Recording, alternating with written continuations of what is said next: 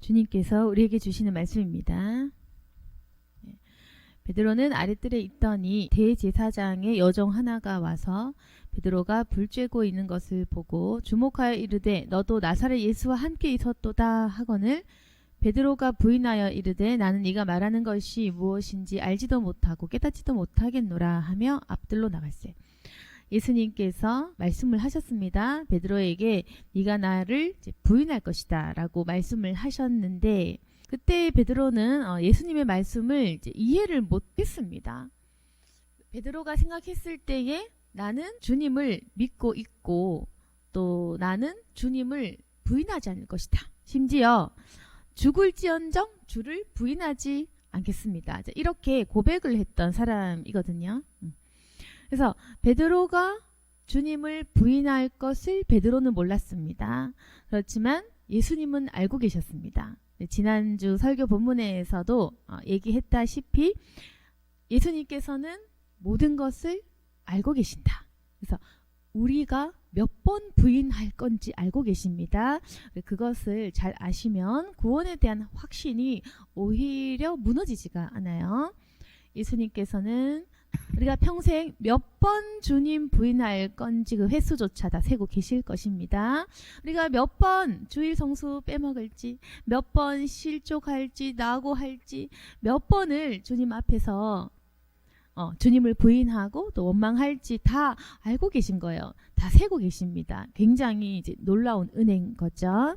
그래서 하나님께서는 우리가 반복해서 죄 지을 것을 알고 계시고 그 죄의 횟수마저도 알고 계실 것이다. 너무 당연한 말이죠. 우리 모든 것을 아시니까. 그러면은 이제 하나님께서 우리가 몇 번 죄 지을지, 몇 번 실족할지, 몇 번 교회 떠날지, 그리고 다시 돌아올지 아시는 분께서 이미 알고 부르셨기 때문에 그 구원에 대해서 후회나 취소가 없다는 것입니다. 그래서 모든 것을 우리가 예정되었구나 라고 말할 수 있는 이유 역시 하나님께서 그 모든 것을 다 알고 계시는 것 때문인 것이고 우리가 계속 시간에 의해서 과거, 현재, 미래 순으로 우리는 생각을 하기 때문에 아니 내가 이제 이렇게 했으니 버림받을 것이 아닌가, 아니 나중에 내가 떠나면 하나님께서 내 구원 취소하실 것이 아닌가 계속 우리는 잘 몰라요.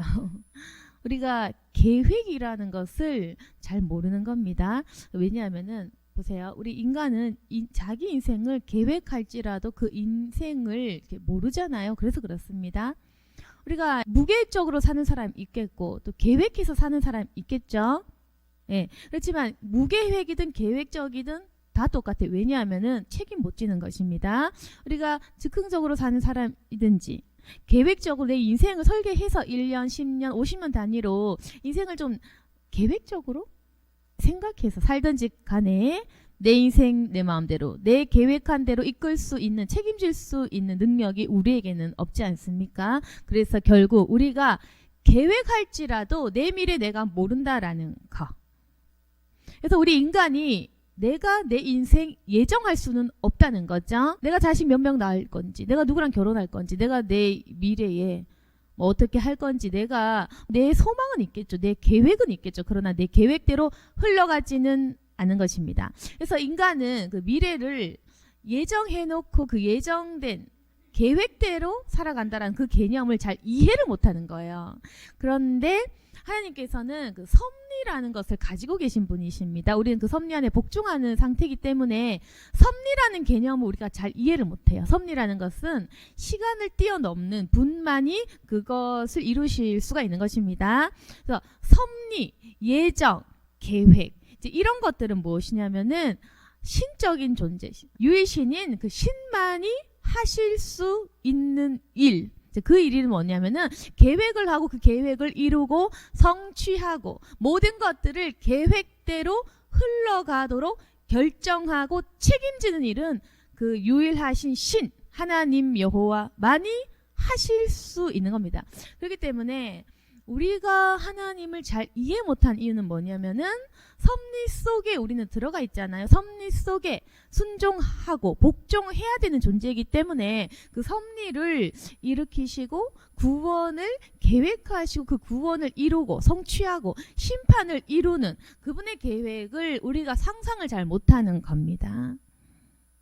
그래서 우리가 잘 모르는 것은 뭐냐면은 모든 것을 미래를 알고 있다는 개념, 그리고 그 알고 있는 미래대로 차곡차곡 이루어가는 중이라는 그 개념을 우리가 그 하나님이 하시는 일들을 잘 모르는 거예요. 그래서 제가 말씀드리고 싶은 것은 우리가 몇 번 죄 지을지 몇 번 돌아올지 다 알고 있기 때문에 하나님께서는 예정된 일들, 모든 것을 미래를 아시는 분께서 선택하시고 이루시는 것이기 때문에 그 모든 일에는 실수나 후회나 취소가 없다는 것입니다.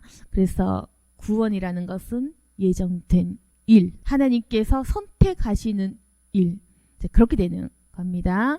그래서 우리 인간이 이제 이 시간 개념을 못 뛰어넘기 때문에 차원이, 하나님의 차원, 우리의 차원, 우리 인간의 차원이 좀 이렇게 다르고 낮기 때문에 이게 예정됐다는 것이 무슨 말인가 이해를 못할 것입니다. 원래 그런 거예요. 인간이 가지고 있는 그 시간의 개념, 그 숫자의 개념은 차원이 다르신 하나님과 우리가 다르기 때문에 우리가 잘 이해를 못하는 겁니다. 아무튼 그래서 예수님께서는 네가 나를 부인할 것이다. 그건 예정된 일이라는 거죠. 왜? 너희는 다 나를 버리리라. 이것 또한 예정된 일. 왜? 인간은 죄의 본성을 타고났기 때문에 너희들은 죽음 앞에서 나를 버리리라. 그 모든 것은 예정된 일. 베드로만의 일이 아닌 겁니다, 여러분. 아담과 하와의 이 선악과 따먹으니 그들만의 죄가 아닌 겁니다. 인간의 죄악은 똑같거든요. 그래서 이 원죄라는 것이 있는 겁니다. 인간의 죄악은 같습니다. 그래서 인간의 죄악이 같은데도 제가 그랬잖아요. 표현이 다르게 나타난다. 상황에 따라, 환경에 따라, 내가 가지고 있는 그 집안, 환경, 내가 살아온 모습들에 따라 표출되든지 안 되든지 간에 인간의 본능적인 욕구는 다 똑같은데 그건 뭐냐면은 생존에 대한 본능, 이기적인 욕구, 나만을 위한 욕심, 이기심, 자기 자신만을 지극히 사랑하는 그 인간의 그 어떤 생존과 밀접된 그 본능이면서도 자기 자신만을 아는 그 본능이 똑같기 때문에, 그리고 가장 중요한 본성은 교만이 있거든요. 교만의 씨가 똑같기 때문에 우리도 결국 왜 우리가 원죄가 있다라고 고백할 수 있냐면 우리도 선악과를 따먹었을 것이니까 그렇습니다. 걱정 마세요. 다 따먹었을 것입니다. 저도 마찬가지고 뱀이 꼬셨을 때, 그리고 너도 하나님같이 눈이 밝아질 수 있어 라고 꼬드기 때 우리는 100% 다 넘어갔을 자기 때문에 그 원죄는 나의 것. 우리는 똑같은 죄를 가지고 있는 동일한 사람인데 사람이란 자체가 이게 동일한 존재인 거예요. 그래서 우리가 보기에는 높고 낮아 보일지 모르지만 인간은 전부 다 똑같은 것입니다. 그래서 인간 전부 다 이제 악하고 하찮고 이런데도 불구하고 악하고 하찮은 존재를 존귀하다 여겨주신 분은 바로 하나님인 것입니다. 그래서 우리는 굉장히 악하고 사실은 심판받을 존재지만 그렇게 생각하지 않으시고 우리를 깨끗이 고쳐주셔서 귀하게 여겨주시는 분은 바로 하나님. 대단하신 겁니다. 그래서 하나님께서는 이 모든 것은 계획된 것이다. 너희들은 다 나를 버릴 것이고 기록된 바 내가 목자를 치는 양들이 흩어지리라. 목자를 치면 흩어지는 것은 당연할 것이고, 베드로 너라도 어쩔 수 없다. 너도 이제 이 밤 닭이 2번 울기 전에 네가 3번 나를 부인할 것이다. 이건 어쩔 수 없는 일이란 거죠. 그런데 오늘 본문에서 베드로는 부인을 했잖아요. 그렇지만 베드로는 자기 자신을 몰랐어요. 내가 죽을지언정 주를 부인하지 않겠습니다. 자기 자신을 몰랐던 겁니다. 그래서 이 진실된 고백, 나는 죽으면 죽었지 부인하지 않을 것이, 이 진실된 고백은 베드로가 이제 거짓말한 건 아니겠죠.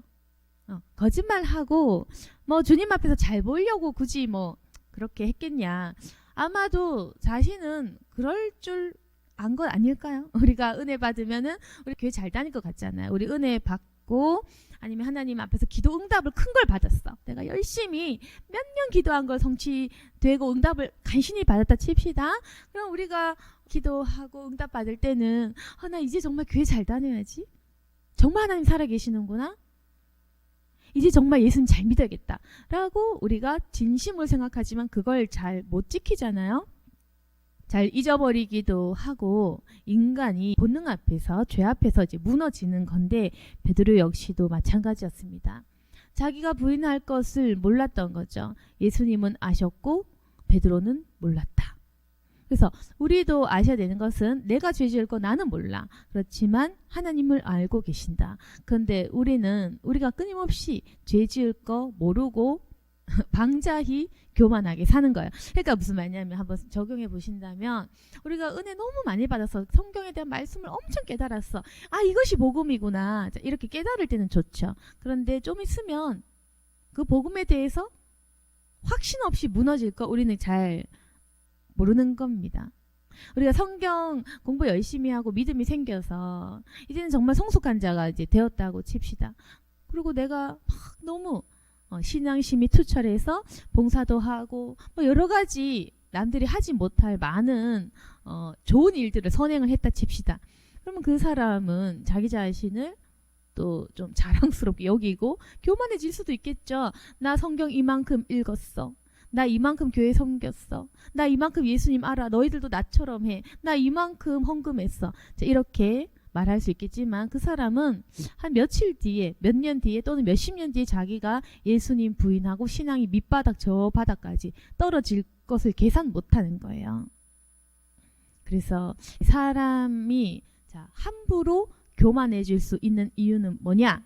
왜 사람이 쉽게 교만해지고 쉽게 잘난 체하고 쉽게 남 앞에서 자랑할 수 있는 이유는 뭐냐면 무지해서다. 나 자신이 어떤 사람인지 깨달음이 오지 못했다는 겁니다. 그래서 그러면 저는 어떠냐면은 항상 내가 무너질 것을 알고 있는 거예요. 내가 항상 변질될 것이다. 내가 항상 무너질 것이다. 내가 항상 신앙이 바닥으로 떨어질 수 있다. 저는 이걸 계속 염두에 두는 거예요. 그래서 그걸 염두에 두고 있는 상태로 기도하고 생각하고 말씀 읽는 것입니다. 저는 절대로 제 자신을 안 믿는 거예요. 항상 내가 이제 예수님 부인하면 어떡하지? 내가 목사가 되면서까지 나중에 이상한 죄를 지으면 어떡하지? 내가 목사라고 하지만 나중에 신앙심이 저 바닥으로 떨어져서 부인하면 어떡하나 제가 가장 신앙이 스스로 좋다고 생각하는 그 시점에 저는 그런 걱정을 하는 겁니다. 늘 걱정을 하는 겁니다. 내가 예수님 부인하면 어떡하나, 내가 목사인데 교회 안 다니면 어떡하나, 이런 방식인 겁니다. 그래서 제가 왜 이렇게 생각을 하냐면은 이제는 심지어 목사가 되어서 주일 성수 잘하는데도 불구하고 왜 이런 생각을 하냐면은 나 자신을 아니까 걱정하는 거죠. 그래서 여러분께서 왜 쉽게 교만해질 수 있는가? 왜 쉽게 자랑할 수 있는가? 왜 쉽게 내가 아는 것을 깨달았다라고 왜 쉽게 착각할 수 있냐면 나 자신을 모르기 때문입니다. 언제든지 무너질 나 자신, 죽음 앞에서 무너질 나 자신, 돈 앞에서 사정없는 나 자신, 자식 앞에서 전혀 신앙의 맥을 못 춘 나 자신, 인간의 본능 앞에서 무력한 나 자신, 여전히 탐욕스러운 나 자신을 모를 때 인간이요, 그렇게 자기 자신을 모를 때 교만할 수 있거든요. 그래서 제가 늘 말씀드리는 것은 교만할수록 무지한 것이다. 무식하면 교만하다. 나 자신을 아는 지식은 굉장히 고상하고 고차원적이기 때문에 이건 영적인 지식인 거예요. 그래서 나 자신을 아는 사람은 겸손해져요. 그래서 우리 여러분 전부가 다 교만하고 무식한 겁니다. 그걸 아셔야 됩니다. 그걸 알 때 깨달음이 와요. 알아야 깨닫지. 내가 무식한 걸 알아야 깨달을 거 아닙니까? 그러니까 내가 무식하구나, 내가 무지하구나, 그걸 알 때 이 깨달음이 옵니다. 영적인 깨달음을 얘기합니다. 이건 가방끈 길어도 무식할 수 있어요. 그래서 공부랑 상관이 없는 거야. 영적인 깨달음이라는 것은 나 자신을 아는 것이기 때문에 오히려 공부 많이 하고 가방끈만 길어서 나 자신이 누군지 전혀 모르는 고집스러운 사람일수록 더 무식할 경우도 많다. 그래서 이게 영적인 깨달음이라는 것은 사람이 내면을 들여다보는 자아 성찰을 할 수 있는 거죠. 원래 도를 깨달으려고 하는 사람은 그런 거죠. 내면 성찰하는 거지 않습니까? 내면을 성찰하고 자기 자신을 들여다보는 거 아니겠습니까? 이것이 진리를 따르는 사람의 자세, 도를 따르는 사람의 자세, 신의 존재를 찾는 사람들의 자세라는 것은 나 자신을 들여다보는 거예요. 근데 여러분이 왜 그걸 못하냐면 남을 보기 때문인 거죠. 남을 관찰하고 남을 구경하고 남들을 보고 남과 비교하고 남들을 부러워하고 남들을 미워하고 눈이 타인을 향해 바라보면 여러분 계속 열등감에 평생 찌들 겁니다. 한번 열심히 돈 벌어보세요. 그래도 평생 열등감에 찌들고 말 것입니다. 외모 때문에 열등감, 자식 때문에 열등감, 학력 때문에 열등감, 재산 때문에 열등감. 그래서 사람이 내면의 그 자아 성찰을 통해 스스로 진리를 발견하지 못하면 계속 남과의 지속된 비교 때문에 내면의 평안이 없고 교만하든지 또는 열등하든지 이제 이렇게 계속 시기 경쟁 속에서 이제 서로를 어쩔 수 없이 미워하며 살아갈 수밖에 없는 겁니다. 그래서 나 자신을 알아야 되는데 베드로 또한 자기 자신을 몰랐던 거예요. 베드로는 어떻게 생각했냐면은 정말 바보같이 자기가 1등인 줄 알았던 거예요. 이게 대단한 착각인 겁니다. 베드로는 있잖아요. 어떤 사람이냐면은 예수님 제자 중에 자기가 1등인 줄 알아요. 그 12명밖에 안 되는데 그 작은 숫자 12명 중에 지가 1등인 줄 안 거예요. 그러니까 여러분 이거 되게 좀 부끄러운 행동이지만 여러분도 그렇게 하고 있을 수도 있습니다. 직장에서 나 1등, 뭐 어느 공동체에서 나 1등, 나 여기서 1등 해야 돼. 우리 그런 욕구가 조금씩 다 있을 수 있어요. 그래서 왜 그런 거 있잖아. 초등학교 때부터 반장 한번 해야 되는 거. 그 뭐 10몇 명 중에 반장 뭐 이런 거 하고 싶고. 그런 욕구가 있습니다. 저는 그런 스타일이 좀 아니어서 사실은 100% 공감을 못하겠지만 그런 사람이 있어요. 어딜 가도 임원해야 되고 어딜 가도 리더질 해야 되고 그 10몇 명 중에 1등 몇십 명 중에 1등 그런 1등 원하는 사람이 있습니다. 그래서 집안에서도 내가 대우받아야 되고 친구들 사이에서도 내가 좀 인기가 많아야 되고 내가 어디 가서도 1등 해야 되고 내가 어느 모임에서도 제일 주도해야 되고 그래서 굉장히 그 우물한 개구리 같은 심정인 건데 어느 공동체에서든지 간에 내가 두각을 나타내야 되는 거야. 그것 역시 여러분 아셔야 됩니다. 그것도 굉장히 부끄러운 거예요. 그래서 시야가 넓어지면 내가 좁은 우물한 개구리구나 하는 것이 보여요. 굉장히 부끄러운 일인 겁니다. 베드로도 굉장히 부끄럽게 12명 중에 내가 1등 이렇게 생각한 거예요. 부인할 줄도 모르고. 예수님 알지 못한다고 부인했던 이 베드로가 어떤 사람이었냐면 난 1등이다. 난 수제자다. 난 예수님 위해서 목숨 건다. 나 예수님이 보실 때 나도 1등일걸. 예수님도 날 인정하실걸. 굉장히 이렇게 좀 혈기왕성한 자기 자신에 취해 있는 그 베드로. 여러분도 한번 생각해 봅시다. 대 가든지 내가 1등을 해야 된다고 생각하지 않는지 1등이 아닌데도 1등이라고 생각을 하면서 또 그 자리를 탐내는 그런 그걸 요즘 사람들 말로 관종 이러거든요. 요즘 사람들 말로 그런 겁니다. 관종, 관심종자, 관심 받아야 되는 거 그런 겁니다. 사람들이 애정이 결핍된 부분들을 계속 그렇게 티를 내는 거예요. 애정이 결핍되다 보니까 그 애정에 대한 욕구들을 계속해서 관심 끌면서 그걸 끊임없이 채워가려고 하는 거죠. 이상 대부분은 관종입니다. 대부분은 그 관심을 원하고 1등 하기를 원하고 이런 사람들이 다 정치하고 연예인 하는 거예요. 그래서 그 사람들이 계속 관심을 끌려고 한다. 여러분 생각해 보세요. 자기 신념과 가치로운 일과 이념에 목숨 건 사람이 어디 있냐. 모두 관심 끌려고 내지는 돈 벌려고 이제 그렇게 하는 겁니다. 그래서 이런 나 자신, 우물 안에 갇힌 나 자신, 관심이나 끌려고 하는 나 자신, 관심 안 끌면 슬퍼하는 나 자신, 이제 이런 자신을 한 번만 이렇게 돌이켜 보라는 겁니다. 나 자신을 3인칭 관점으로 보세요. 굉장히 부끄러운 겁니다. 그래서 왜 이걸 하라고 하시냐면은 나 자신 보면 슬픈데 그렇게 말하지 말고 이렇게 보면 나 자신 객관적으로 보잖아요. 그러면은 남이 나를 어떻게 보는지가 보이거든요. 그래서 제가 이렇게 해보라고 말씀드립니다. 그러니까 자기 자신을 모르면 어떻게 하냐면은 계속 분위기 파악을 못하게 되고 사람들에게 민폐를 끼치게 되고 이렇게 자기 자신을 잘 못 고쳐요. 그래서 어떤 상황에 가든 어떤 상태에 있든 민폐를 끼치거나 비호감이 된다거나 사회생활에 부적응한다거나 그렇게 해서 여러분이 실제로 행복한 삶으로 잘 못 나가기 때문에 제가 이렇게 말씀드리는 겁니다. 그래서 그냥 비판하고 싶어서 얘기하는 것이 아니고 잘 되라고 하는 겁니다. 가르쳐 주는 거예요. 누가 가르쳐 주겠습니까? 그래서 나 자신을 모르잖아. 그러면 어디 가서도 민폐 끼치고 분위기 흐리고 사람들이 나를 왜 싫어하는지 모르는 상태로 이렇게 외롭게 산다니까요. 그렇게 하는 거는 좋지 않다. 행복하지 못한 삶이다.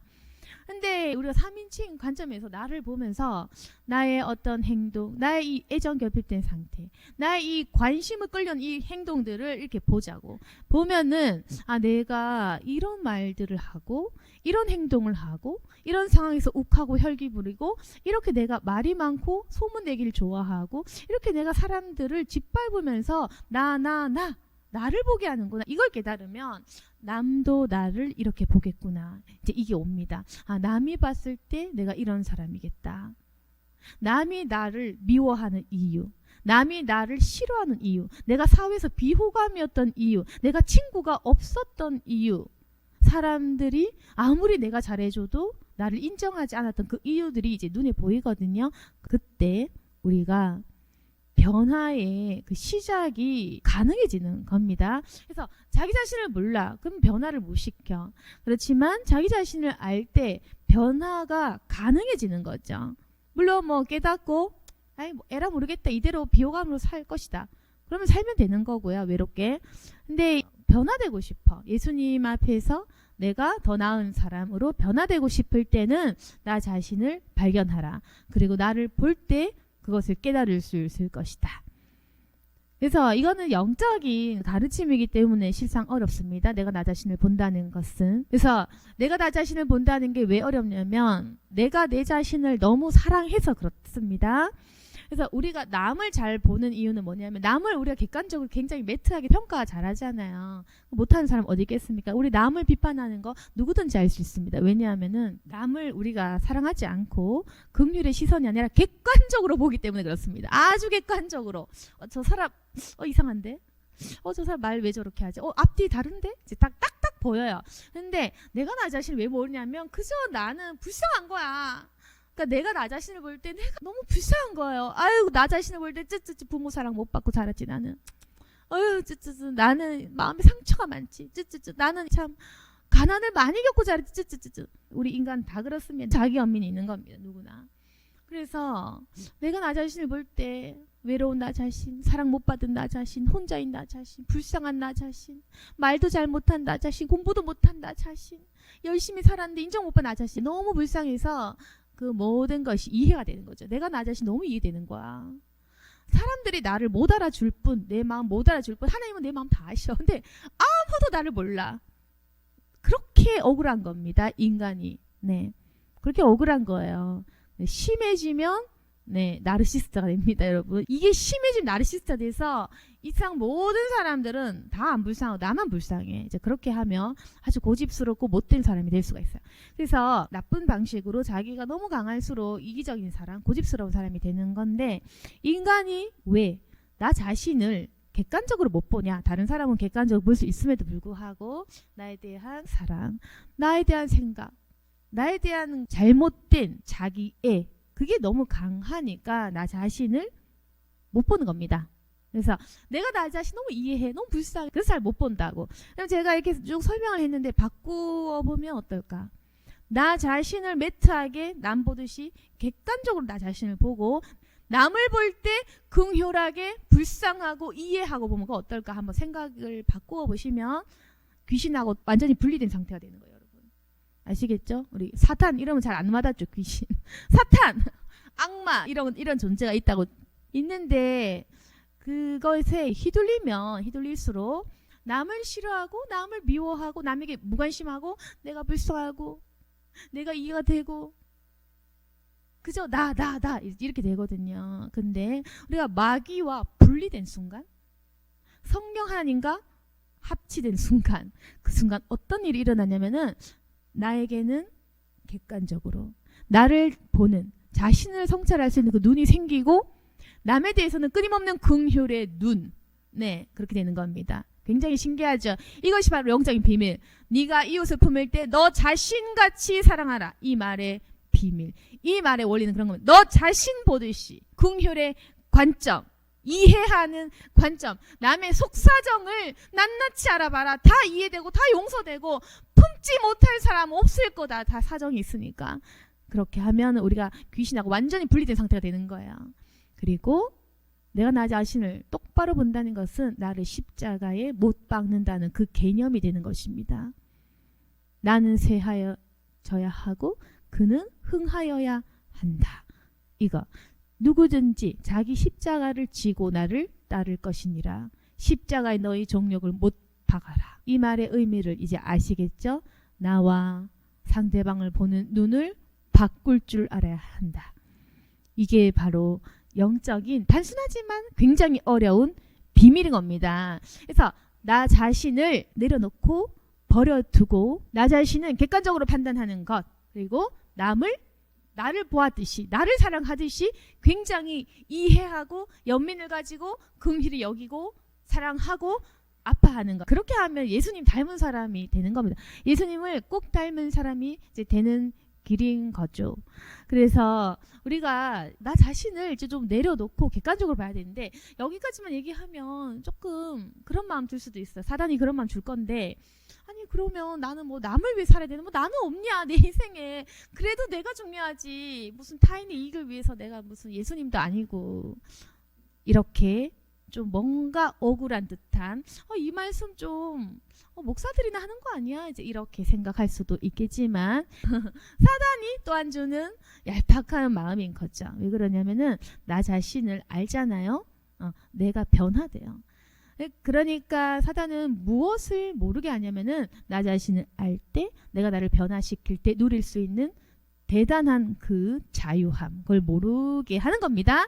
그러니까 내가 나 자신을 깨달을 때 엄청난 그 자유함과 기쁨, 내가 남을 품을 때 누릴 수 있는 엄청난 가치와 보람, 그리고 기도 응답과 능력과 확신들, 이제 이거 못 보게 하는 거예요. 그래서 우리가 이제 자꾸 사단한테 속으면 안 돼. 귀신한테 자꾸 속으면 너 자신 봐야지, 너는 왜 남만 생각해, 이제 이렇게 하면서 억울한 생각을 보여주는 거는 귀신이 주는 거. 그렇지만 직접 경험해 보면 어떠냐면, 남을 품으면 오히려 행복한 일들이 일어납니다. 좀 더 인간적으로 얘기하면 기도 응답 잘 돼. 오히려 더 잘 돼요. 하나님께서 사업도 잘 되게 해보시면 압니다. 제가 복복복 그러지는 않는 스타일인데 해보면 더 잘 살아. 네. 그래서 남을 품으면 기도 응답 잘 되고, 그리고 나를 객관적으로 보면 내가 좀 더 나은 인간이 돼서 사람들 사랑도 더 많이 받아요. 그래서 나 자신 모르고 자꾸 관심 끌려고 하면 사람들이 싫어합니다. 하지만 나 자신을 알고 나 자신을 고치는 순간 사람들이 나에게 관심을 줄 거예요. 그러니까 오히려 예수님처럼 살면 도리어 내가 더 나은 사람, 더 나은 관심을 받고 내가 더 나은 사람이 되고 빛과 소금이 된다는 거죠. 그리고 남을 품을 때 그 사람을 통한 열매, 그리고 하나님의 기도의 응답과 기적, 이런 우리가 경험하지 못했던 하나님이 내 편 든다라는 그 비밀과 축복이 열리는 것입니다. 그걸 아직은 경험 못 하셨을 것입니다. 하나님이 내 편 된다, 그걸 아셔야 돼요. 보통 하나님은 하나님 믿는 사람 편이고 다른 사람 편이었잖아. 근데 하나님이 내 편을 들어주는 그 경험을 하셔야 돼요. 그래서 그 경험을 하려면 내가 남을 이제 나를 보듯이 남을 보아야 한다. 그리고 내가 나 자신을 볼 때는 내가 남을 보았듯이 객관적으로 나 자신을 보라는 거. 그때 우리는 더 나은 사람이 될 수 있을 것입니다. 그래서 자, 이제 그 베드로가 부인을 했잖아요. 그리고 닭이 2번 우는 그 소리를 듣고 너무 마음이 슬퍼서 이제 울었거든요.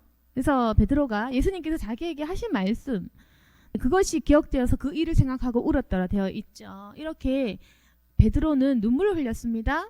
그건 뭐냐면은 예수님께서 말씀하신 예수님을 모른다고 부인하는 자기 자신을 아는 순간 슬픔의 눈물을 흘린 거죠. 그래서 우리 역시 이 눈물을 흘려야 됩니다. 내가 나 자신을 알 때 슬플 거다. 내가 나 자신의 추악한 이면의 그 죄성을 볼 때 아주 슬플 것입니다. 내가 정말 애정 결핍된 무슨 환자처럼 사람들 앞에서 이상한 말을 쏟아내는 나 자신을 볼 때 슬프죠. 우셔야 됩니다. 그 시간이 있어야 돼. 나 자신을 알고 추악한 내 모습을 보고 우는 시간이 필요합니다. 저도 수년간을 이 시간을 가졌던 겁니다. 나 자신을 알고 나를 위해 내 비참한 모습을 보고 내 죄의 회개를 위해서 몇 년간 울어보신다면 여러분은 변화될 수 있는 겁니다. 그래서 이 눈물은 실상은 비참해 보이지만 좋은 눈물입니다. 이 눈물은 흘려야 되는 거예요. 베드로와 같이 예수님을 따랐다가 저 시궁창에 박혀서 예수님을 부인하는 나 자신을 만나야 돼요. 아, 나는 떠나는 자구나, 떠날 자구나, 떠났구나. 이걸 알고 나서 부활하신 예수님을 목격하는가. 부활을 하신 예수님과의 만남 또한 예정된 것. 그리고 예수님께서는 그럼 부인한 베드로를 취소 안 했잖아요. 제가 그랬잖아요. 취소 없다고. 수제자인 베드로를 불렀어. 부인했어? 네가 나를 배신해서 자지. 너는 탈락게 안 했던 겁니다. 탈락하지 않았고 베드로는 여전히 베드로. 여전히 수제자인 거예요. 그래서 부인했지만 베드로는 구원도 부르심도 콜링도 취소된 적이 없다. 부활하시고 나서 베드로를 만나시면서 3번 말씀하셨습니다. 네가 나를 사랑하느냐? 그렇다면 내 양을 쳐라. 사명은 취소되지 않는가. 그래서 예수님께서는 부활한 그분을 만난 베드로를 향해 이렇게 말씀을 하시고 여전히 사명을 주셨고, 부활한 예수님을 만난 이후에 베드로는 자기 자신을 만나고 알았고 부활하신 예수님을 목격하였고, 그 사람이 성령을 받았을 때 끝내 목숨을 걸고 순교했던 참 제자가 된 것입니다. 우리의 결말 또한 이렇게 되어야 한다. 그래서 이제 말씀 정리하겠는데요. 우리 또한 베드로처럼 예수님을 따를 때가 있습니다. 그러나 베드로처럼 나 자신을 모르고 이렇게 하나님께 함부로 기도하고 소원할 때가 있을지도 몰라요. 그러나 하나님께서 보시는 우리는 연약합니다. 인간 누구나 연약하니까. 모두가 연약합니다. 그래서 내가 하나님을 부인하거나 배신하거나 죄지을 때는 옵니다. 올 수밖에 없고요. 그때 우리가 나 자신을 대면하고 만나는 것, 그리고 슬픈 눈물을 흘리겠지만 그건 좋은 것이다. 나 자신을 알 때에 참 깨달음이 있으니까. 그리고 하나님께서는 우리가 부인하고 배신하고 교회 잘 안 다니고 다시 돌아오고 해도 취소 없다. 다시금 불러주시고 부활하신 예수님 만나주시고 그리고 성령을 주셔서 끝내는 우리가 그 모든 사명을 완수할 때까지 지켜주실 것이다. 이것을 믿는 믿음으로 우리가 살아가셔야 됩니다. 나 자신을 아는 하나님. 나는 나 자신을 몰랐지만 이제는 알 것이다. 그리고 주님의 구원과 그분의 계획은 내가 언제나 순종하고 복종해야 할 것이다. 우리가 때로 나 자신이 무력하고 연약해서 나 자신이 싫어질 때가 있겠지만 나를 보지 마시고 나를 품으시는 하나님의 마음으로 들어가셔야 돼요. 그래서 1차적으로는 인간에 대한 안타까움, 그러나 2차적으로는 그 인간을 품으신 예수님의 사랑까지도 우리가 가셔야 돼요. 그러면 그때에 우리 내면에 평안과 기쁨이 샘솟는 그러한 경험을 하게 되실 것입니다. 주님께 이러한 기도를 하시고 베드로처럼 하나님 저희 또한 저희 자신을 몰랐지만 알게 해주시고 주님을 부인하지 않는 지경까지 인도해 주십시오. 기도하는 저와 여러분이 되기를 소망합니다. 아멘. 기도하겠습니다. 거룩하신 하나님 아버지, 우리도 베드로처럼 자신을 모르는 그러한 형편에 있을 것입니다. 그러나 하나님 우리 자신을 알게 해주시고 이제는 하나님 빛과 소금 된 역할을 할 수 있기를 원합니다. 우리는 이제 주님을 알고 성령을 또한 받은 사람들이오니 주님의 섭리와 계획 속에 따릅니다. 저희들을 인도해 주시옵소서. 어떠한 실수에도 불구하고 우리를 향한 취소나 또한 우리를 향한 실망이 없으신 하나님 아버지, 모든 것을 내어 맡깁니다. 주여 우리를 복된 길로 인도해 주시고 더 나은 사람이 되게 해주시고 진리에 대한 자유함과 깨달음으로 우리에게 역사하여 주옵소서. 예수님 이름으로 기도드렸습니다. 아멘.